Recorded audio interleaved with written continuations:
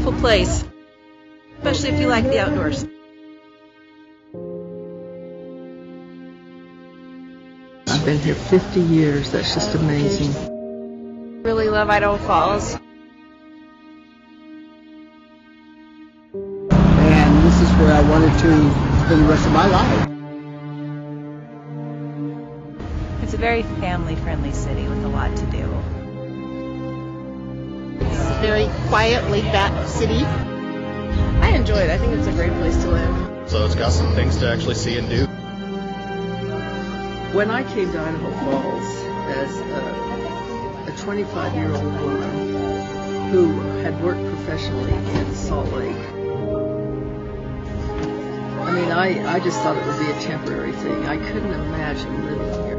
But I raised my children here in this small town, and I think they had a lot of opportunities, and the town grew on me as it grew. So I think this has evolved into just a small town with a big city atmosphere.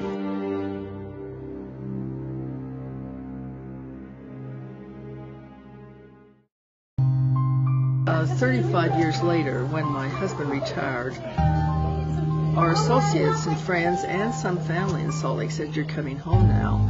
I thought, there is no way I would go back to that big city, because we have here a quality city with almost every amenity that they have there.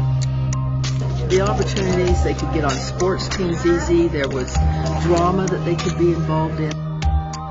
They have all kinds of events through the zoo for children to learn, with one exception. This is one thing that still bothers me a lot about Idaho Falls, is that we do not have a four-year college here. That's been really hard on me, and hard on a lot of people in the community. Children went elsewhere to be educated. Well, first of all, our education system has been kind of denigrated. We hear ugly things about it. The library, I literally raised my children in this library. They had so many things for the kids to do. Of course, I had this really strong emphasis about education, and this is where it starts. It's right here at a young age in the library. My children went to top universities, didn't have any trouble getting in, and they said they would match their education with anyone.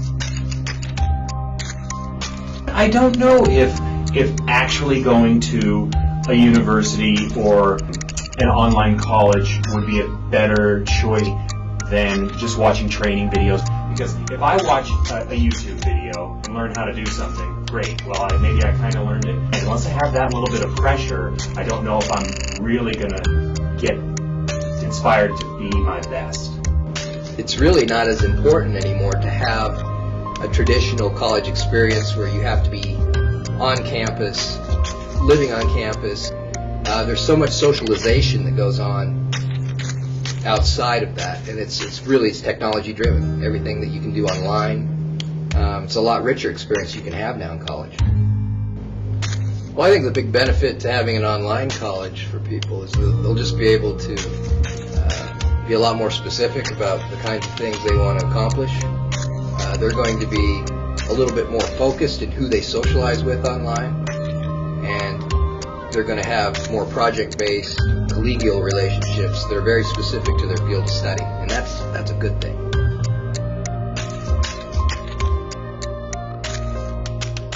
We have the lowest power rates in the nation.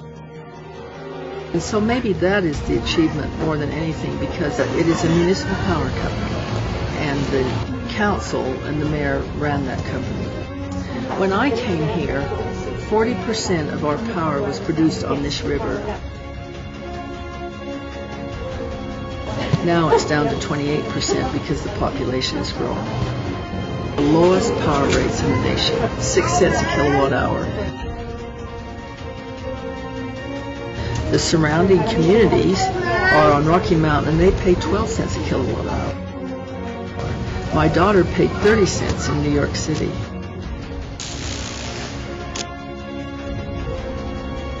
But we have kept the power rates low. That has brought a lot of people in, and so I call that a great achievement. But times are changing. I don't know that it's going to stay that way. You cannot build a power plant on a river anymore. And, you know, here we are in the nuclear research capital of the United States.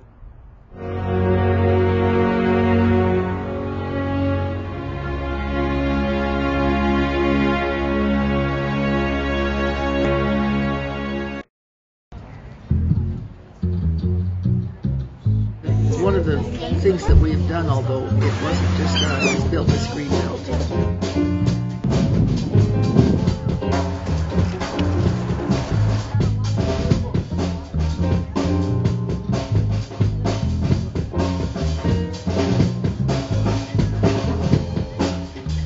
It's something that we've done every single year. We've added to it, and we continue to add to it.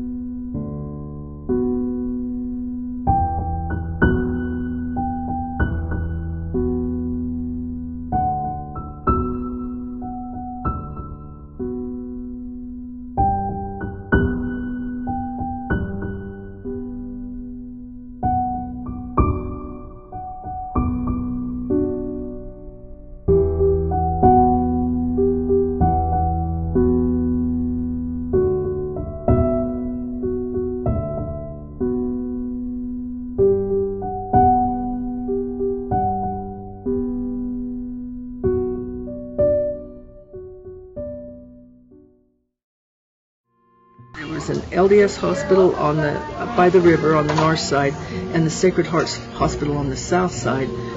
The Catholic Church as well as the Mormon Church divested themselves of those hospitals, and they merged, and that ERMAC was born. ERMAC still to this day, Eastern Idaho Medical Center, is the biggest hospital in Idaho. It's just amazing what they've done.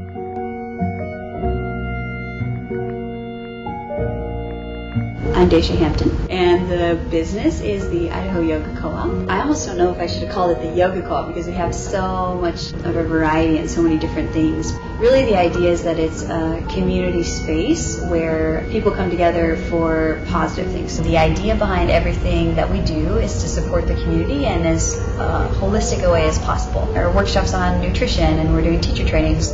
We also do retreats and trips to India, women empowerment retreats, art classes, essential oil workshops, vision boarding workshops. We offer Tai Chi, acupuncture, dance classes, Pilates, do different things for kids and seniors. We work with other NGOs in the community. Sometimes we have concerts, ladies' nights, open houses. We like to support artists, musicians, and we try to kind of balance all these things that we do and just offer a positive space for the community, especially in a place like Idaho Falls. So it's definitely not just a yoga co-op. This was always my mantra when I was in public office, and a lot of people disagree with this, that unless you have a quality of life, and that entails many things, and that those things have come to Idaho Falls, from this library to the arts, to the cultural part, to the parks, to the ball games, to the zoos. People come here to work, but they want to have those amenities.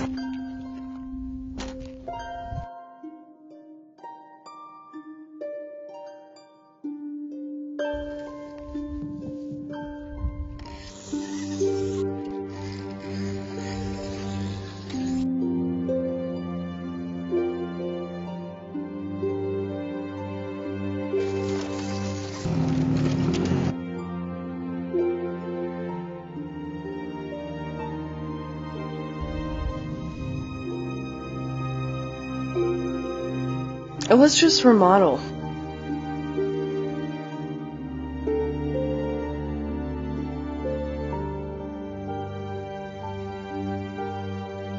Habitat for Humanity. You work side by side with the families, so you're crossing those economic barriers and you're learning about each other and you're lifting that lower income person up to and giving them an opportunity to grow and expand economically too. So it's not just housing, it's everything. 17th Street then becomes Pancary as it crosses over Yellowstone, and there was a Monrock cement company there where Snake River Landing is right now. A man by the name of Alan Ball, who was originally involved with Melaleuca, he was bought out by Frank Vandersloot, and he's developed Snake River Landing, and that is just amazing. And I was just told yesterday that they have a pending permit in with the city to build 400 condos over there.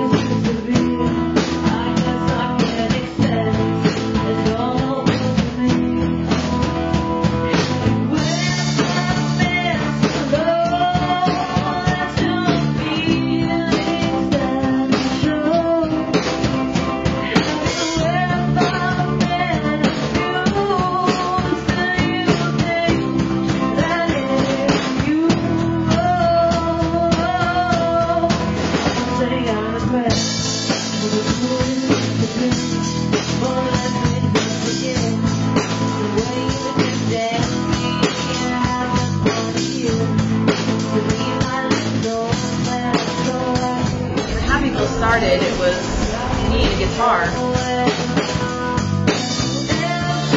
And started playing a couple songs and it just grew into more.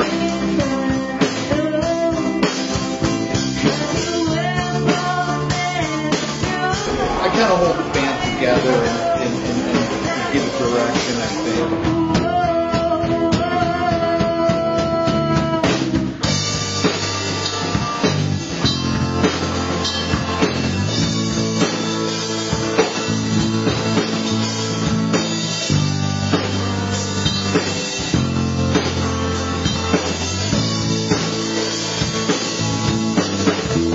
So Paul and Michelle really gave me the confidence that, you know, you can pick this up.